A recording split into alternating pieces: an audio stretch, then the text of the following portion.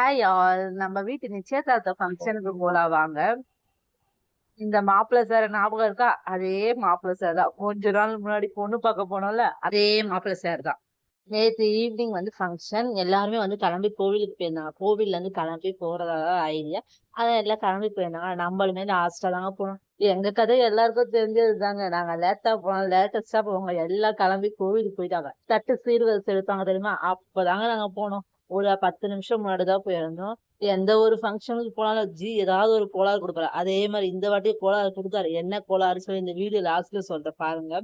எல்லாரும் வந்ததுக்கு அப்புறம் தட்டுலாம் எடுத்துட்டு இந்த கோவில்ல இருந்து இன்னொரு கோவில்ல தான் நிச்சயதார்த்தம் ஏற்பாடு பண்ணிருந்தாங்க. சோ அங்க போலாம் அப்படின்னு சொல்லிட்டு சீர்வரிசை எல்லாம் எடுத்து நடந்து போயிருந்தாங்க. அதுக்கப்புறம் அங்க போய் ஃபங்க்ஷன் எல்லாம் ஸ்டார்ட் பண்ணிட்டு சீரும் சிறப்புடன் நிச்சயதார்த்தம் விழா இனிதே நிறைவேறந்து விட்டது. ஃபங்க்ஷன் நல்லா ஹாப்பியா அண்ட் ரொம்ப சந்தோஷமா இந்த ஃபங்க்ஷன் வந்து முடிஞ்சது. மனசுக்கு வந்து ரொம்ப சாட்டிஸ்பாக்சன். அது மாப்பிள்ளை சாருக்கு ஒரே ஹாப்பி ஹாப்பி ஹாப்பி. மாப்பிள்ளை சாரும் கல்யாணம் தெரிஞ்சு ரொம்ப குஷியா இருக்காரு. என்கிட்ட எல்லாம் ஒரு 10 நிமிஷம் பேச விட்டா கல்யாண வாழ்க்கையே வேண்டாண்டா போதும்டா சொல்லிட்டு ஓடிடுவாப்ல. அந்த அளவுக்கு அட்வைஸ் கொடுப்பாங்க. ஆனா பயப்புல சிக்க மாட்டுது அட்வைஸ் வாங்குறதுக்கு. என்ன பண்றது? It's all fact. எல்லாம் முடிஞ்சதுக்கு அப்புறம் நாங்க ஒண்ணு சாப்பிடுற வேலை, இன்னொன்னு போட்டோ எடுக்கிற வேலை.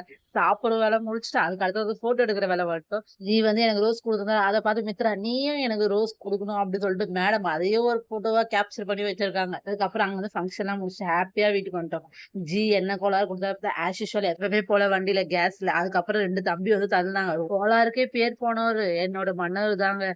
இப்படிதான் ஏதாவது ஒரு கோளாறு கொடுத்துட்டே இருப்பாரு. கொஞ்ச நாள்ல இந்த கப்புள்ஸோட வெட்டிங் வீடியோ அப்லோட் பண்றேன். பை.